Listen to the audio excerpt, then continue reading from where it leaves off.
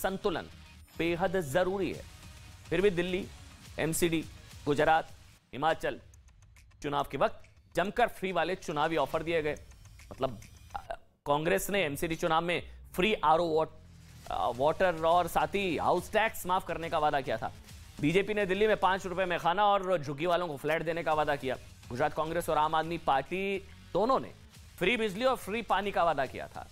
दिल्ली के मुख्यमंत्री अरविंद केजरीवाल ने खुद को देश में मुफ्त की राजनीति का आप समझिए सबसे बड़ा ब्रांड एम्बेसडर बना दिया। सबसे बड़ा चेहरा अरविंद केजरीवाल बन चुके हैं। दिल्ली सरकार मुफ्त की योजनाओं पर 4208 करोड़ का खर्च करती है। इसको समझिएगा जो आंकड़े बता रहा हूं, 4208 करोड़ रुपए खर्च करती है। लेकिन दिल्ली पर इस वक्त जो कर्ज है वो है 39,000 करोड़ का। ये कर्ज कैसे खत्म होगा इसकी सरकार के पास कोई प्लानिंग नहीं है। पंजाब का रुख करते हैं। पंजाब सरकार मुफ्त की योजनाओं पर 17,000 करोड़ रुपए खर्च कर रही है, लेकिन राज्य पर कर्ज है लगभग 2.25 लाख करोड़ का, 2,82,000 करोड़, लगभग 2.25 लाख करोड़ का। ऐसे में क्या गारंटी है कि पंजाब की अर्थव्यवस्था चरमरा ना जाए। राजस्थान में अशोक गहलोत सरकार मुफ्त योजनाओं पर 8400 के करीबन खर्च करती है, करोड़ 8400 करोड़ के आसपास, जबकि राज्य पर कर्ज 4.25 लाख करोड़ का है। 4.25 लाख करोड़ का कर्ज है। पश्चिम बंगाल में ममता सरकार मुफ्त की योजनाओं पर तकरीबन 18,800 करोड़ खर्च कर रही है। राज्य पर कर्ज आप सुनेंगे हैरान रह जाएंगे, 5.25 लाख करोड़ का कर्ज है। 5.25 देने को पैसे नहीं, आमदनी अठन्नी, खर्चा रुपया। फिर आगे क्या होता है जिसका जिक्र प्रधानमंत्री ने किया कि कर्ज है 5.25 लाख करोड़ का।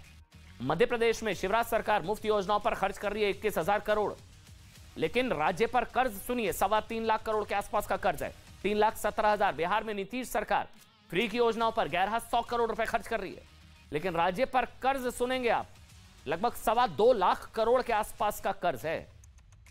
अब समझिए शॉर्टकट क्या है और शॉर्ट सर्किट क्या होता है। मतलब फ्री पॉलिटिक्स के अलावा तात्कालिक फायदे के लिए देश हित को नुकसान पहुंचाना, यह राजनीति का शॉर्टकट है।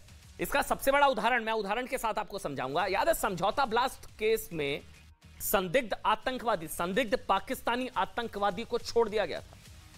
ये बहुत लोगों को पता भी नहीं होगा। इसका खुलासा किया था खुद जो जांच अधिकारी थे, उन्होंने कोर्ट में हलफनामा देकर बताया था कि अजमत अली नाम के आतंकवादी को, संदिग्ध पाकिस्तानी आतंकवादी को समझौता ब्लास्ट मामले में छोड़ दिया गया शॉर्टकट के चक्कर में। हो सकता है कुछ वोटों का फायदा हो जाता, तुष्टीकरण। समझौता ब्लास्ट केस में यहां तक कहा गया था शुरुआत में कि इसके पीछे लश्कर तौयबा है, लेकिन अजमत अली को छोड़े जाने के बाद इसमें भगवा आतंकवाद का ट्विस्ट आया, बदनामी हुई, एक धर्म की बदनामी की गई। और भारत में फिर क्या हुआ, शॉर्ट सर्किट क्या होता है जब आप आतंकवादियों को छोड़ते हैं, तो फिर क्या होता है, फिर शॉर्ट सर्किट होता है।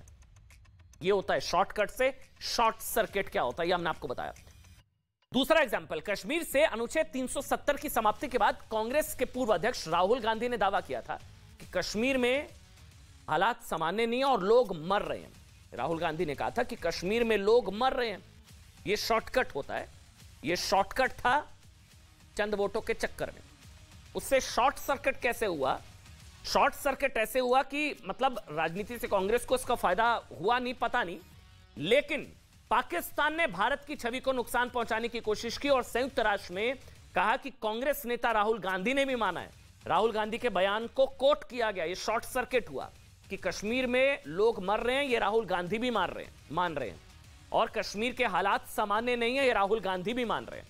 तो यह शॉर्टकट से शॉर्ट सर्किट कैसे होता है राजनीति में? मतलब राजनीति के शॉर्टकट के लिए ही मुंबई पर 26/11 का अटैक याद है ना आपको?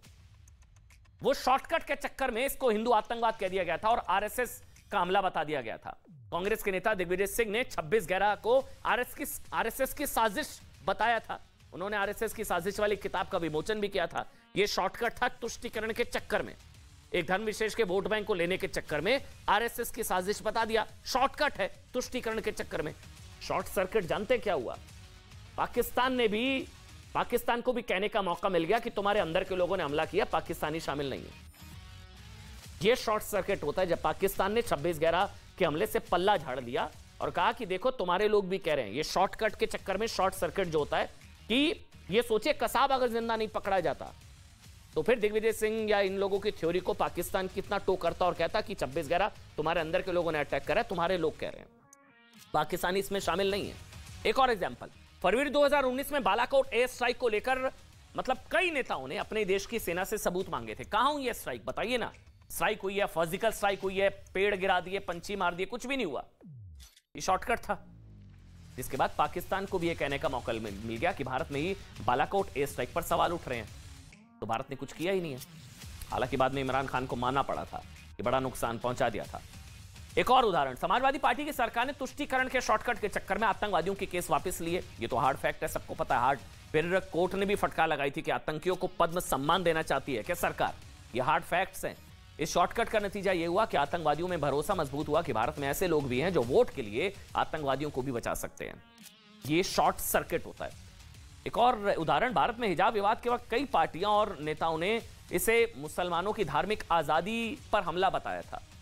याद है ना आपको कि भारत में मुसलमानों का बुरा हाल है और मुसलमानों की धार्मिक आजादी नहीं है, हिजाब विवाद की आड़ में।